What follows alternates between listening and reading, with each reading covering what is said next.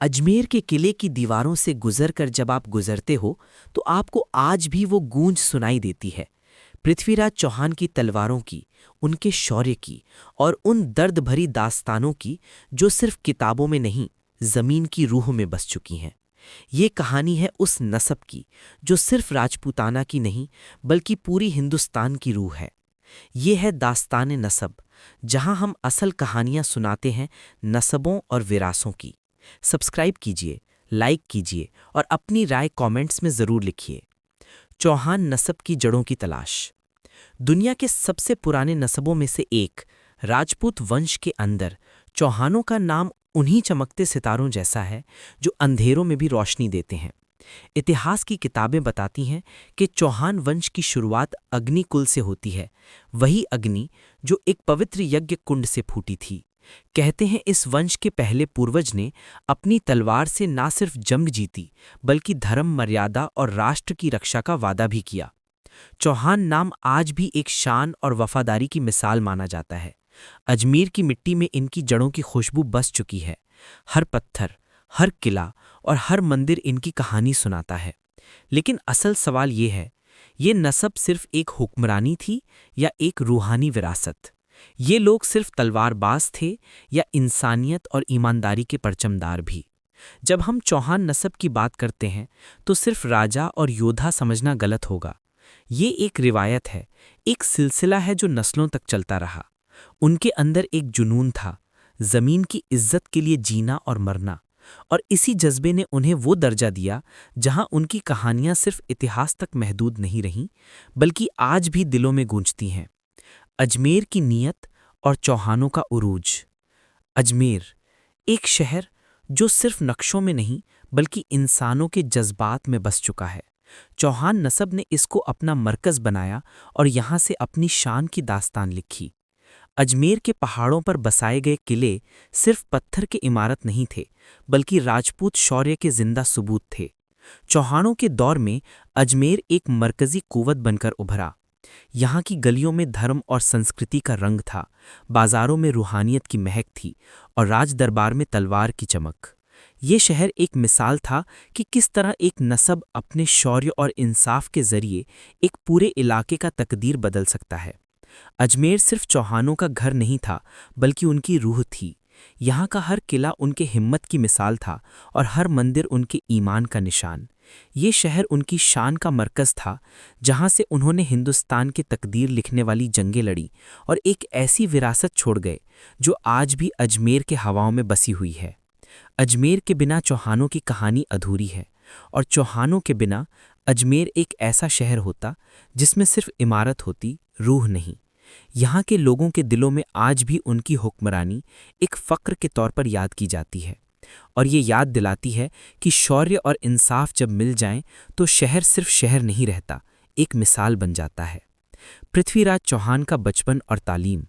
हर शहजादा एक दिन राजा बनता है, लेकिन हर शहजादा एक दास्तान नहीं बनता। पृथ्वीराज चौहान का बचपन एक ऐसी दास्तान की बुनियाद था जो हिंदुस्तान की सबसे मशहूर कहानियों में शामिल हुई। अजमेर के किले के अंदर पैदा हुआ ये शहजादा बचपन से ही अपनी तेज़ी, शौक और हिम्मत के लिए मशहूर था। उनको तालीम सिर्फ लिखने पढ़ने की नहीं दी गई बल्कि तलवार चलाने, घोड़ा सवारी करने और जंग के मैदान में अपनी जान दांव पर लगाने की भी दी गई।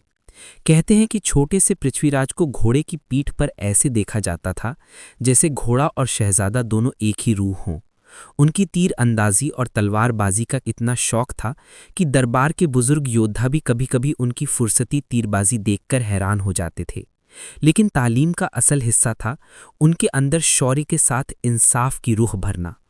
उन्हें सिखाया गया कि एक राजा का असल फर्ज सिर्फ तलवार उठाना नहीं बल्कि अपने लोगों की रक्षा करना है। हर दिन उनको ये याद दिलाया जाता कि तलवार की असली ताकत उसके धार में नहीं बल्कि उस हाथ की नीयत में होती है जो उसे चलाता है। आज भी जब हम पृथ्वीराज चौहान की कहानी सुनते हैं तो हमें उनका बचपन ये सबक देता है कि असली शौर्य बच्चों के खेल से शुरू होता है, लेकिन उस खेल के पीछे एक नस्ब की दुआ और एक विरासत की रूह होती है। दिल्ली, अजमेर और साम्राज्य की तामीर। पृथ्वीराज चौहान का नाम इतिहास में सिर्फ एक शहजादे के तौर पर नहीं बल्कि एक सम्राट के तौर पर लिखा गया। अजमेर की गद्दी पर बैठने के बाद उन्होंने जो फैसले लिए, उन्होंने राजपूताना की तकदीर हमेशा के लिए बदल दी। सबसे पहले उन्होंने अपने इलाके की दीवार को मजबूत बनाया। अजमेर के किले को सिर्फ इमारत नहीं, बल्कि एक ऐसी शक्ति बनाया जो दुश्मन के लिए एक ख्वाब से कम ना थी। फिर उन्होंने अपनी निगाह दिल्ली पर डाली। वो दिल्ली जो उस वक्त सिर्फ एक शहर थी, लेकिन उनके नज़दीक वो हिंदुस्तान की रूह थी। पृथ्वीराज चौहान ने दिल्ली पर अपना झंडा गाड़कर सिर्फ एक शहर जीता नहीं, बल्कि एक नया दौर शुरू किया। अजमेर और दिल्ली दोनों एक साथ आ गए तो चौहानों का साम्राज्य एक ऐसी ताकत बन गया जिसका मुकाबला करना मुश्किल था। दरबार में इंसाफ, बाजारों में तरक्की और जंगों में शौर्य, ये तीनों पृथ्वीराज के साम्राज्य की असली पहचान बने। उनके हुक्मरानी का अंदाज अलग था। वो ना सिर्फ दोस्तों के साथ वफादार थे, बल्कि दुश्मनों के लिए भी एक इज्जत रखते थे। इसीलिए उनके साम्राज्य का असर सिर्फ राजपूताना तक नहीं, बल्कि पूरी हिंदुस्तान की सरजमी पर छाने लगा। पृथ्वीराज चौहान की तामीर ने यह साबित कर दिया कि एक राजा सिर्फ अपनी तलवार से नहीं, बल्कि अपने इंसाफ और अपनी दूरअंदेशी से भी अमर बन जाता है। संयुक्ता की दास्तान, मोहब्बत और शौर्य।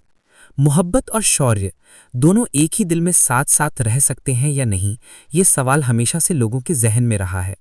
लेकिन पृथ्वीराज चौहान की जिंदगी ने इसका सबसे खूबसूरत जवाब दिया, और वो जवाब था रानी संयुक्ता। संयुक्ता कन्नौज के राजा जयचंद की बेटी थी, खूबसूरती में मिसाल और अपने जज्बे में एक ऐसी राजकुमारी जो सिर्फ खूबसूरत चेहरा नहीं, बल्कि अपने फैसलों की मालिक थी। कहते हैं कि उसने पृथ्वीराज चौहान का जिक्र सुना तो दिल की दुनिया बदल गई। उसकी आंखों में एक ऐसा राजा बस गया जो सिर्फ शौर्य का मालिक नहीं, बल्कि इंसाफ और वफादारी का परचमदार था। लेकिन ये मोहब्बत इतनी आसान नहीं थी। जयचंद और पृथ्वीराज के बीच पुरानी रंजिशें और तनाव था। जयचंद ने संयुक्ता स्वयंवर रखा, और उस स्वयंवर में सबसे बड़ा अपमान था पृथ्वीराज को बुलाया ही नहीं गया। लेकिन संयुक्ता के दिल में एक ही फैसला था, चाहे दुनिया रुक जाए, लेकिन वो हार फूल की माला सिर्फ पृथ्वीराज के गले में डालेगी। और फिर वो मंजर आया जो इतिहास के पन्ने हमेशा याद रखेंगे। पृथ्वीराज अपने सैनिकों के साथ स्वयंवर में घोड़े पर आए। संयुक्ता ने माला उठाई, सबके सामने जाकर पृथ्वीराज के गले में डाल दी। ये सिर्फ एक मोहब्बत का इजहार नहीं था, ये शौर्य और इज्जत का फैसला था। उनकी प्रेम कहानी ने साबित कर दिया कि एक सच्चा राजा सिर्फ जंगों में नहीं, बल्कि दिलों में भी जीत हासिल करता है। घोरी और चौहान, सबसे बड़ा इम्तिहान। जिंदगी की सबसे बड़ी जंग हमेशा तलवार से नहीं, वक्त से होती है, और पृथ्वीराज चौहान के लिए ये वक्त आया था मोहम्मद घोरी की शक्ल में। घोरी, जो खुद एक ताकतवर अफगान हुक्मरान था, हिंदुस्तान को जीतने का ख्वाब लिए आया था। लेकिन उसके ख्वाबों के रास्ते में सबसे बड़ी दीवार बने पृथ्वीराज चौहान। घौरी अपनी लश्करों के साथ आया, लेकिन राजपूत तलवारों के सामने गिर गया। इस जंग में घौरी को कैद कर लिया गया। इतिहास बताता है कि पृथ्वीराज के सामने घौरी बेचैन खड़ा था, लेकिन पृथ्वीराज ने उसको माफ कर दिया और इज्जत के साथ वापस भेज दिया। यही था पृथ्वीराज का असलियत, शौर्य के साथ इंसाफ। लेकिन किस्मत का खेल और दुश्मन की चालाकियां इतनी आसान नहीं होती। सिर्फ कुछ साल बाद 1192 में तराइन की दूसरी जंग हुई। इस बार घौरी ने पूरी तैयारी के साथ आकर चौहानों को घेरा। बहादुरी के बावजूद राजपूत लश्कर कमजोर पड़ गया, और वो दिन, वो जंग, हिंदुस्तान की तकदीर बदल गई। पृथ्वीराज चौहान कैद कर लिए गए। एक ऐसा राजा जो अपनी तलवार से दुश्मन को जीत लेता था, आज दुश्मन के पंजे में था। ये था उसकी जिंदगी का सबसे बड़ा इम्तिहान, और इसी से शुरू हुई उस दर्दनाक दास्तान की वो आखिरी अध्याय जिसमें दोस्ती, वफादारी और शौर्य अपना रंग दिखाएंगे। पृथ्वीराज चौहान की कैद और अंतिम दास्तान। जंग हारना एक राजा के लिए मौत से भी बड़ी सजा होती है। पृथ्वीराज चौहान, जो कभी जंग के मैदान में शेर की तरह दहाड़ता था, अब मोहम्मद घौरी के कैद में था। कहते हैं घौरी ने उसकी आंखें निकाल दी थीं। एक ऐसा मंजर जो सोचकर भी रूह कांप उठती है। एक राजा जो दुनिया को अपनी निगाह से देखकर फैसले करता था, अब अंधेरों में धकेल दिया गया। लेकिन कहानी यहाँ खत्म नहीं होती। किस्मत ने एक नया मोड़ लिया जब पृथ्वीराज का सबसे वफादार दोस्त और कवि चंद बरदाई उनके पास पहुंच गया। चंद बरदाई ने अपने राजा को आखिरी दफा जीत दिलाने का इरादा बनाया। उसने घौरी के सामने एक कला दिखाने की बात की, पृथ्वीराज की तीरंदाजी। घौरी ने अंधे राजा को हंसने के लिए मजमा बुलाया, और तब चंद बरदाई ने वो दोहे गए जो इतिहास में अमर हो गए। 4 बांस 24 गज, अंगुल अष्ट प्रमाण, ता ऊपर सुल्तान है, मत चूको चौहान। पृथ्वीराज ने बिना देखे अपना बाण खींचा, और वो बाण सीधा घौरी के दिल को चीर गया। एक ही पल में मंजर बदल गया। जो राजा कैद था उसने अपने दुश्मन को मिट्टी में मिला दिया। कहते हैं फिर पृथ्वीराज और चंद्रबरदाई दोनों ने अपने आप को तलवार से मार लिया ताकि वो दुश्मन के हाथ ना पड़ें। ये था पृथ्वीराज की जिंदगी का अंतिम अध्याय। एक ऐसा अध्याय जो दिखाता है कि एक राजा कभी कैद में नहीं रहता, उसका शौर्य उसको हमेशा आज़ाद बनाता है। चौहानों की विरासत और आज का तसव्वुर। पृथ्वीराज चौहान की जिंदगी का आखिरी सफ़र खत्म हो गया, लेकिन उनकी विरासत आज भी जिंदा है। अजमेर की दीवारें आज भी उनकी कहानी सुनाती हैं। राजपूत शौर्य का जिक्र आज भी होता है तो पृथ्वीराज का नाम सबसे पहले लिया जाता है। चौहान नस्ब सिर्फ एक वंश नहीं था, बल्कि एक मिसाल था। अपनी मिट्टी के लिए जीना, अपनी इज्जत के लिए लड़ना और अपने लोगों के लिए मरना। अजमेर का किला आज भी एक यादगार है जो हमें ये बताता है कि एक राजा चला जाता है, लेकिन उसकी रूह उस शहर के साथ हमेशा जिंदा रहती है।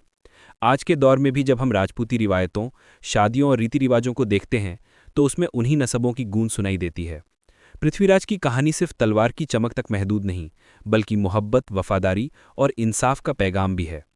चौहानों की विरासत एक ऐसी रोशनी है जो नस्लों तक लोगों को ये सबक देती है कि जीत और हार जिंदगी का हिस्सा है, लेकिन असली राजा वो है जो अपने जज्बे और वफादारी से हमेशा अमर हो जाए। अजमेर की हवाओं में आज भी उनका जिक्र है। उनके नस्ब की कहानी आज भी दास्तान नस्ब के जरिए आप तक पहुंच रही है, और ये दास्तान हम सबको ये याद दिलाती है कि ताज, तलवार और मोहब्बत, ये तीनों जब एक राजा में मिल जाएं तो वो सिर्फ राजा नहीं, एक अमर कहानी बन जाता है। पृथ्वीराज चौहान की कहानी सिर्फ एक राज्य या एक किले तक सिमट कर नहीं रह गई। ये दर्द और फक्र दोनों का संगम है। एक याद दिलाती है कि शौर्य सिर्फ तलवार से नहीं, दिल से होता है। अजमेर की ज़मीन आज भी उनकी कहानी सुनाती है, और उनका नस्ब, उनकी विरासत सदा अमर रहेगी। आप देख रहे थे दास्ताने नस्ब। अगर आपको ये कहानी पसंद आई हो तो वीडियो को लाइक ज़रूर कीजिए, अपनी राय कमेंट्स में शेयर कीजिए और चैनल को सब्सक्राइब करना ना भूलिए। अगली दास्तान में हम एक और नस्ब की असल रूह को आपके सामने ले आएंगे। तैयार रहिए।